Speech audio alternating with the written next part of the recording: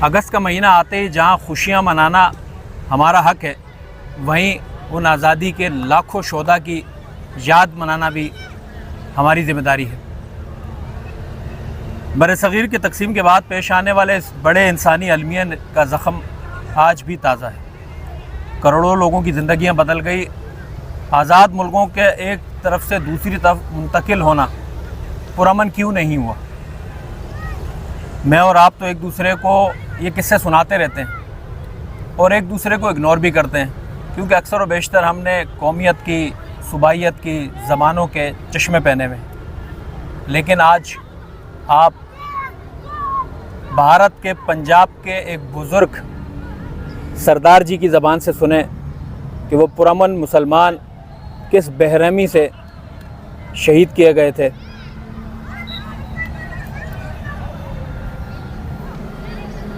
संताली दे नाल जुड़ी कोई गल तुहानूं याद है? असीं संताली दी जरूर गल करते अपने वीडियो च, क्योंकि पंजाबियों दा बहुत वड्डा तबादला होया। संताली दे जदों हैपनिंग हुई उदों मैं 9वीं 8वीं 7वीं पढ़दा सी जी।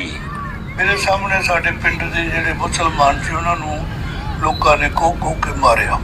अच्छा। जिहड़े साडे घरां को के मारिया, यानी ज़िबा कर के मारा। जे बिल्कुल गिद्दड़ बंदे सन, इन्हें कदे डंडा चला के नहीं सी देखिया, छोटियां नहीं सी चलाइयां।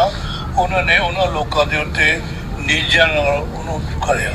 जी, उन्होंने को के मारिया उन्हां लोकां ने जिन्होंने कदे कोई बहादुरी वाली गल ही नहीं की थी।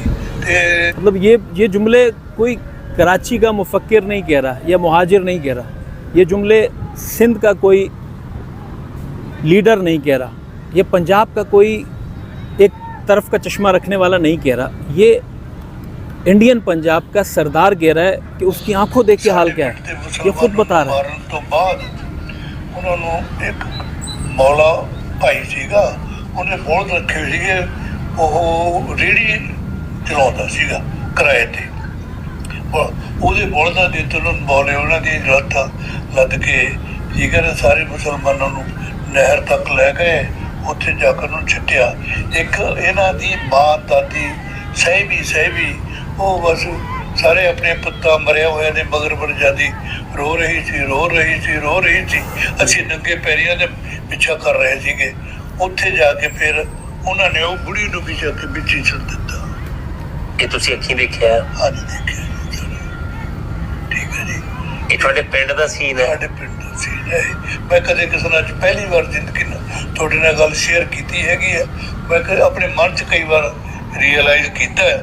ये सरदार जी सही कह रहे हैं कि आप अक्सर बहुत सारे किस्से कहानियाँ सुनते हैं या तारीख़ी किताबें पढ़ते हैं, वीडियोस भी देखी होंगी, लेकिन कभी सरदार जी इस तरह की सच्ची हकीकत जो है ना बहुत कम बोलते हैं। इन्होंने आंखों देखी हाल बोला है। बहुत सारी चीज़ें हैं, लेकिन वीडियो देखते रहें, वो मैं आपको बताता रहूँगा। पर गल किस नाल नहीं कीती। ਇਹ ਜਿਹੜਾ 47 ਦਾ ਸੰਤਾਪ ਹੈ ਨਾ ਜੀ, ਲਗਭਗ ਘਰ ਦੀ ਕਹਾਣੀ ਹੈ ਪੰਜਾਬ ਦੇ ਜੀ। ਪੁਰਾਣੇ ਸਮੇਂ ਦੇ ਲੋਕਾਂ ਨੇ ਇਹ ਚੀਜ਼ਾਂ ਦੇਖੀਆਂ ਜੋ ਕੁਝ ਹੋਇਆ ਹੈ।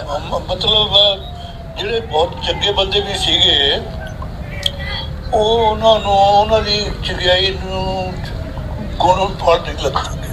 ਚੰਗੇ ਫਲ ਪਰ ਫੁੱਲ ਤਰੀ ਉਹ ਸੀ ਉਹਨਾਂ ਦੀ ਚੰਗਿਆਈ। ਉਹ ਇੱਕ ਐਸਾ ਜਨੂਨ ਲੋਕਾਂ ਦੇ ਮਨ ਦੇ ਵਿੱਚ ਚੜ ਗਿਆ। ਉਹ ਜਨੂਨ ਦੇ ਅਧੀਨ ਉਹਨਾਂ ਨਾਲ ਇਨਹਿਊਮਨ ਵਾਲਾ ਕੰਮ ਕੀਤਾ ਹੈਗਾ। ਗੈਰ ਮਨੁੱਖੀ ਹੋਇਆ ਸਾਰਾ ਕੁਝ। ਤੁਸੀਂ ਜਦੋਂ ਬੱਚੇ ਸੀ ਸਾਰਾ ਕੁਝ ਦੇਖਿਆ, ਤੁਹਾਡੇ ਦਿਲ ਤੇ ਕੀ ਬੀਤ ਰਹੀ ਸੀ? ਅਸਰ ਤਾਂ ਹੁੰਦਾ ਹੀ ਹੈਗਾ ਥੋੜਾ ਬਹੁਤਾ। ਹਾਂਜੀ, ਦੁੱਖ ਤਾਂ ਹੁੰਦਾ ਹੈ। ਕਈ ਸਾਡੇ ਤਾਏ ਸੀ, ਕਈ ਨੂੰ ਤਾਇਆ ਕਹਿੰਦੇ ਸੀ, ਕਿਸੇ ਨੂੰ ਚਾਚਾ ਕਹਿੰਦੇ ਸੀ, ਕਿਸੇ ਨੂੰ ਕੁਛ ਕਹਿੰਦੇ ਸੀ। ਉਹਨਾਂ ਮੁਸਲਮਾਨਾਂ ਨੂੰ ਉਹਨਾਂ ਦੇ ਬੱਚੇ ਸਾਡੇ ਨਾਲ ਪੜ੍ਹਦੇ ਹੁੰਦੇ, ਫਰਿਆਦ, ਕਾਦਰ, ਜੁਮਾ। ਹਾਂਜੀ, ਉਹ ਅਸੀਂ ਉਹਨਾਂ ਦੇ ਘਰ ਰੋਟੀ ਵੀ ਖਾਇਆ ਹੁੰਦੀ ਸੀਗੀ। ਸਾਨੂੰ ਝਿੜਕਾਂ ਪੈਂਦੀਆਂ ਸੀਗੀਆਂ, ਕਿਸੇ ਉਹਨਾਂ ਦੇ ਘਰ ਰੋਟੀ ਖਾਇਆ ਹੈ। ਅਸੀਂ ਉਹ ਸਾਡੇ ਘਰ ਖਾ ਪੀ ਜਾਂਦੇ ਸਨ। ਅਸੀਂ ਬੈਠ ਕੇ ਕਲਮਾਂ ਨਾਲ ਆਪਣਾ ਫੱਟੀਆਂ ਉੱਤੇ ਲਿਖਣਾ, ਕੰਮ ਕਰਨਾ। ਸਕੂਲ ਦਾ ਦੂਜੇ ਦਿਨ ਸਕੂਲ ਇਕੱਠੇ ਹੋ ਜਾਣਾ। ਉਹ ਕੁਛ ਉਸ ਸਮੇਂ ਦੇ 47 ਦੇ ਖਾਸ ਘਰਾਂ ਦੇ ਮੁਸਲਮਾਨ, ਉਹਨਾਂ ਦੇ ਨਾਂ ਦੱਸੋ ਤੇ ਆਪਣੇ ਪਿੰਡ ਦਾ ਨਾਂ ਦੁਬਾਰਾ ਫੇਰ ਦੱਸੋ। ਪਿੰਡ ਤਾਂ ਲਲਕਲਾ ਹੈ, ਲੇਕਿਨ जुम्मा है, रमजान है, पर जिउना भराई है जी जी। ते एक अलिया है, बड़े बंदे सीगे। कोई मोतबर उस समय ਦਾ ਮੁਸਲਮਾਨ ਆਪਣੇ ਪਿੰਡ ਦੇ ਸਾਡੇ ਪਿੰਡ ਚ ਨਹੀਂ ਸੀਗਾ। ਮਿਹਨਤੀ ਬੰਦੇ ਸਨ, ਸਾਰੇ ਮਿਹਨਤੀ ਸੀਗੇ, ਆਪਸ ਦੇ ਵਿੱਚ ਭਾਈਚਾਰਾ ਠੀਕ ਬਹੁਤ ਸੀਗਾ। ਵਧੀਆ ਚੱਲਦਾ ਸੀਗਾ, ਬਹੁਤ ਅੱਛਾ ਚੱਲਦਾ ਸੀ। ਸਾਡੇ ਡੰਗਰਾਂ ਨੂੰ ਚਾਰ ਕੇ ਲਿਆਉਂਦੇ ਸੀ, ਉਹ ਸਾਰਾ ਦਿਨ ਨਹਿਰ ਤੇ, ਅੱਛਾ ਸ਼ਾਮ ਨੂੰ ਅਸੀਂ ਉਹਨਾਂ ਨੂੰ ਸੰਭਾਲ ਲੈਂਦੇ ਸੀਗੇ। 2 ਦਿਨ ਉੱਥੇ ਸੱਤ ਚ ਛੱਡਿਆ ਹੋਣਾ, ਉਹਨਾਂ ਨੇ ਇਕੱਠੇ ਕਰਕੇ ਲੈ ਜਾਣਾ। ਹਾਂਜੀ, ਖੈਰੂ ਦੀ ਖੈਰੇ ਪਿੰਡ ਦਾ ਲੰਬਾ, ਉਹ 6.25 ਫੁੱਟ ਲੰਬਾ ਹੋਊਗਾ ਖੈਰੂ। ਉਹੀ ਡੰਗਰਾਂ ਨੂੰ ਲੈ ਜਾਂਦਾ ਸੀ, ਲੈ ਆਉਂਦਾ ਸੀਗਾ। ਤੇ ਸਾਡੇ ਪਿੰਡੋਂ ਆਟਾ ਦਾਲ ਪੂੰਜ ਇਕੱਠੀ ਕਰਕੇ ਆਪਣੇ ਪਿੰਡ ਚ ਲੈ ਜਾਂਦਾ ਸੀ, ਰੋਟੀ ਖਾ ਕੇ। 2 ਦਿਨ ਫਿਰ ਉਹਨੇ ਆ ਜਾਣਾ, ਦਾਲ ਦੇ ਪਿੰਡ ਚ ਰਹਿੰਦਾ ਸੀ। ਕਮਾਲ ਹੈ। ਦੇਖੋ ਜਦੋਂ ਤੁਸੀਂ ਉਹਨਾਂ ਨੂੰ ਯਾਦ ਕਰ ਰਹੇ ਹੋ, ਤੁਹਾਡੇ ਚਿਹਰੇ ਤੇ, ਇਹਨਾਂ ਦੇ ਚਿਹਰੇ ਤੇ, ਬਾਪੂ ਜੀ ਦੇ ਚਿਹਰੇ ਤੇ ਇੱਕ ਖਾਸ ਉਹਨਾਂ ਦੇ ਪ੍ਰਤੀ ਉਹਨਾਂ ਦੇ ਜਿਹੜਾ ਜਿਹੜੀ ਜ਼ਿੰਦਗੀ ਦਾ ਕਿਰਦਾਰ ਸੀਗਾ, ਮਿਹਨਤੀ ਬੰਦੇ ਸੀਗੇ, ਕੰਮ ਤੱਕ ਮਤਲਬ ਸੀਗਾ। ਹੈਰੀ ਮਿਹਨਤ ਕਰਨੀ ਬਸ, ਬਲਸ਼ਾਲ ਕੋਈ ਬਲਸ਼ਾਲ नहीं है जी, सब ਨੂੰ प्यार करते सी। कहने को सरदार जी अपने उस वक्त के दुश्मनों की कहानियाँ सुना रहे हैं, लेकिन जब वो सुना रहे हैं तो उनके चेहरे पे ऐसी रोशनी सी आ रही है, चमक सी आ रही है कि वो अपने बचपन की यादों को, अच्छी यादें नहीं हैं, वो ख़ुद भी मान रहा है। और मुख्तलिफ़ हवालों से मुख्तलिफ़ फ़ोरम पे सरदार जी ने ये कहा भी है कि वो जुल्म और सितम किसी के कहने पे, कोई शैतान लोग थे उस वक्त के, जो आज भी दोनों बॉर्डरों पे अमन नहीं चाहते, लोगों में पुरअमन नहीं चाहते, उन्होंने ये सब कुछ किया था। एक सरदार जी की वीडियो के साथ साथ मैं ये भी देख रहा हूँ कि सरदार जी इतने सादे मिजाज हैं कि इनकी पगड़ी मैंने पहली दफ़ा देखी है कि किसी सरदार की पगड़ी में पेवन लगाओ या सुराख हुए हैं। मैंने आज तक कभी किसी सरदार की नहीं देखी थी, लेकिन बुजुर्ग सरदार की पगड़ी में देख रहा हूँ। इनकी सादगी को भी सलाम है और इनके सच कहने को भी सलाम है। ताया भाई की हाल है तेरा, किवें है तू?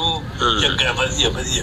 डंडा रखिया होंदा सीगा लंबा, एक मारदा डंडे गऊ दे जां मੱਝ ਦੇ, ਉਹਨਾਂ ਨੇ ਭੱਜ ਕੇ ਇਕੱਠੇ ਹੋ ਕੇ ਜਾਣਾ। ਕਿਸੇ ਪਾਸੇ ਨੂੰ ਜੰਗਲ ਹੋਰ ਪਾਸੇ ਨਹੀਂ ਜਾਂਦੇ ਉਹਨਾਂ ਦੇ ਕੋਲ। ਉਹਨਾਂ ਨੇ ਸਮਝਾਇਆ ਹੋਇਆ ਸੀ ਉਹਨਾਂ ਨੂੰ ਡੰਡਿਆਂ ਨਾਲ, ਟ੍ਰੇਨ ਕੀਤਾ ਹੋਇਆ ਸੀਗਾ। ਟ੍ਰੇਨ ਕੀਤਾ। ਕੋਈ ਪਿੰਡ ਦੇ ਵਿੱਚ ਜਦੋਂ ਲਲਕਰਾ ਪਿੰਡ ਦੱਸਿਆ ਜੀ ਤੁਸੀਂ, ਦੁਰਾਹੇ ਦੇ ਕੋਲ ਜੀ, ਤੇ ਪਿੰਡ ਦੇ ਵਿੱਚ ਕੋਈ ਐਸੀ ਡੀਡੀਓ ਦਾ ਪੁਲ ਜਿਹੜਾ ਨਾ, ਹਾਂਜੀ ਹਾਂਜੀ, ਇਹ ਉਹ ਸਾਡੇ ਉਹ ਤੁਹਾਡੇ ਪਿੰਡ ਜੀ? ਠੀਕ ਹੈ। ਹਾਂਜੀ। ਤੇ ਕੋਈ ਅਜਿਹਾ ਘਟਨਾ, ਕੋਈ ਅਜਿਹੀ ਸ਼ਖਸੀਅਤ ਜਿਹਨੇ 47 ਦੇ ਵੇਲੇ ਆ ਕੇ ਕੰਧ ਬਣ ਕੇ, ਦੀਵਾਰ ਬਣ ਕੇ, ਚਟਾਨ ਬਣ ਕੇ ਖੜਾ ਹੋ ਗਿਆ ਹੋਵੇ ਕਿ ਮੈਂ ਮਾਰਨ ਦੇਣਾ ਕਿਸੇ ਨੂੰ, ਕੋਈ ਸੀਗਾ? ਕੋਈ ਐਸੇ ਲੋਕ ਸੀਗੇ ਉਦੋਂ? ਉਹ ਦਿਖਾਈ ਨਹੀਂ ਦਿੱਤੇ। ਲੈਂਦੇ ਤੇ ਸਾਰੇ ਕਮਲੇ ਹੋ ਗਏ है जी, सब कमले हो गए थे। तो एंकर पूछ रहा है कि उस वक्त कोई ऐसी शख्सियत नहीं थी, मोतबर शख्सियत, जो उस वक्त के इस तरह के मौक़ को रोकती, लेकिन वो सरदार जी कहते हैं कि उस वक्त सब कमले हो गए थे। कमला पगला दीवाना, आपने धर्मेंद्र जी की फ़िल्म भी देखी होगी, बाद में सनी देओल की भी।